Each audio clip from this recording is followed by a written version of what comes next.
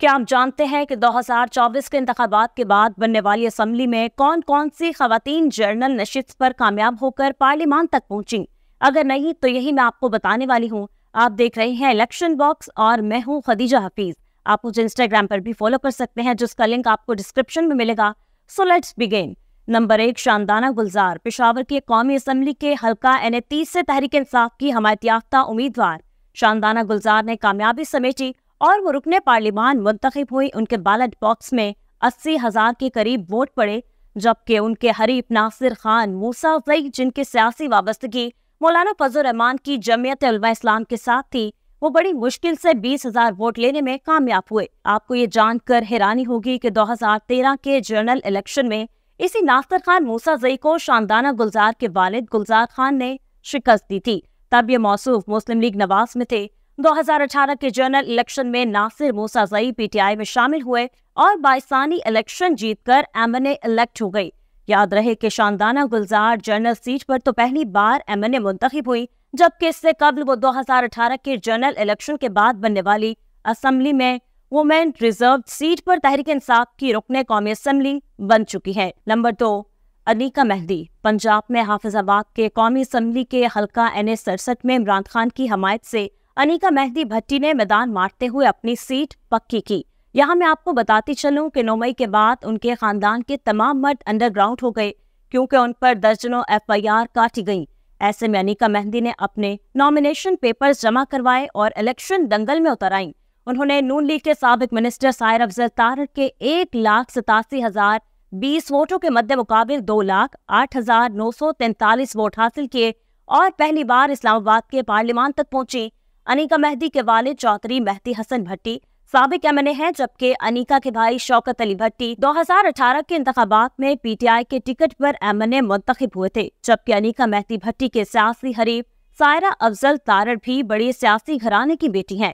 وہ سابق صدر پاکستان جسٹس ریٹائرڈ محمد رفیق تارڑ کی بہو ہیں، جبکہ لاہور سے نون لیگ کے MNA عطا تارڑ رفیق تارڑ کے پوتے ہیں۔ نمبر 3، نوشین افتخار، تحصیل ڈسکہ، ضلع سیالکوٹ میں قومی اسمبلی کے حلقہ N73 سے نون لیگ کی سیدہ نوشین افتخار ایک بار پھر کامیاب ہو کر پارلیمنٹ کی راہداریوں تک پہنچی۔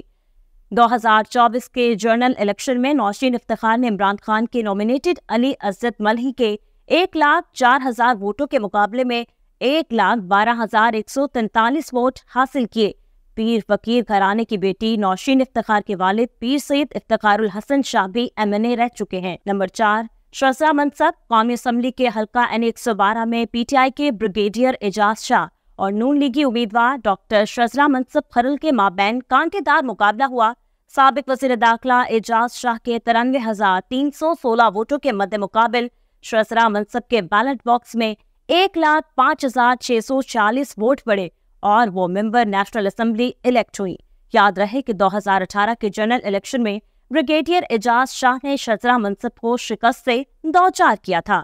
نمبر 5، مریم نواز شریف، قومی اسمبلی کے حلقہ N119 لاہور سے مریم نواز شریف الیکشن جیت کر MNA منتخب ہوئی، چونکہ وہ صوبائی اسمبلی کی سیٹ پر بھی کامیاب ہوئی تھیں اور بعد ازاں وہ پنجاب کی وزیر اعلیٰ بن گئی۔ یہی وجہ ہے کہ انہوں نے یہ سیٹ خالی کر دی۔ 8 فروری کے روز ہونے والے الیکشن دنگل میں مریم نواز نے 83,855 ووٹ لیے، جبکہ ان کے مد مقابل عمران خان کے حمایت یافتہ شہزاد فاروق 68,374 ووٹ لے پائے۔ واضح رہے کہ PTI کے نزدیک مریم نواز کی N119 سے جیت مشکوک ہے، کیونکہ بڑے پیمانے پر فارم 47 میں رد و بدل کی گئی۔ نمبر 6، عائشہ نذیر جٹ، سابق MNA چودھری نذیر جٹ کی صاحبزادی عائشہ نذیر جٹ پہلی بار MNA منتخب ہو کر پارلیمان میں نظر آ رہی ہیں۔ قومی اسمبلی کے حلقہ N156 وہاڑی میں عمران خان کی حمایت یافتہ عائشہ نذیر نے 1,20,000 کے قریب ووٹ لیے، جبکہ ان کے حریف اور مسلم لیگ نواز کے سابق MNA چودھری نذیر ارائی 90,000 ووٹ لے پائے۔ یاد رہے کہ 2018 کے جنرل الیکشن میں PTI کے ٹکٹ نہ ملنے پر عائشہ نذیر جٹ نے آزاد حیثیت میں الیکشن لڑا تھا، جہاں وہ نون لیگی امیدوار کے ہاتھوں شکست کھا گئی۔ نمبر 7، تہمینہ دولتانہ، قومی اسمبلی کے حلقہ N158 سے نون لیگ کی سینئر رہنما بیگم تہمینہ دولتانہ اب کی بار فتح یاب ہو کر پارلیمان میں گرجتی برستی نظر آ رہی ہیں۔ انہوں نے PTI کے نومینیٹڈ آزاد امیدوار طاہر اقبال چودھری کے 1,03,052 वोटों के मुकाबले में 1,11,196 वोट हासिल किए। बेगम तहमीना दौलताना के वालिद मियां रियाज दौलताना और उनके चचाजाद भाई साबिक वज़ीर आला पंजाब मियां मुमताज दौलताना का शुमार पाकिस्तान की सियासत के पिलर्स में होता था। तंदो-तेज और जारहाना मिजाज रखने वाली तहमीना दौलताना का एक तारुफ ये भी है कि वो साबका खातून अव्वल मोहतरमा कलसूम नवाज शरीफ की सहेली हैं। मुशर्रफ दौर में जब लिफ्ट से बेगम कलसूम नवाज की गाड़ी को उठाया गया था तो इस मौके पर बेगम तहमीना दौलताना भी कलसूम नवाज के हमरा थी। नंबर 8, अंबर मजीद न्याजी। 9 मई के बाद पंजाब के जिला लिया से पीटीआई के एमएनए मजीद न्याजी रूपोश हो गए और ऐसे में उन समेत खानदान के दीगर अफराद ने कड़ा वक्त झेला। ऐसे में 2024 के हालिया इंतखाबात में मजीद न्याजी की अहलिया अंबर मजीद को कारज़ार सियासत में उतरना पड़ा। कौमी असम्बली के हल्का NA 181 लिया से मुस्लिम लीग नवाज के कैंडिडेट साहबजादा फैजुल हसन के 95,000 वोटों के मद्दे मुकाबिल अंबर मजीद ने 1,20,499 वोट हासिल किए और वो पहली मर्तबा इलेक्शन में फतहयाब होकर रुकने कौमी असम्बली मुंतखब हुई। नंबर 9, जरताज गुल। 2018 के जनरल इलेक्शन की तरह अब की बार भी इमरान खान की फॉर्मर मिनिस्टर जरताज गुल वजीर ने वडेरों की सियासत को खाक में मिला छोड़ा।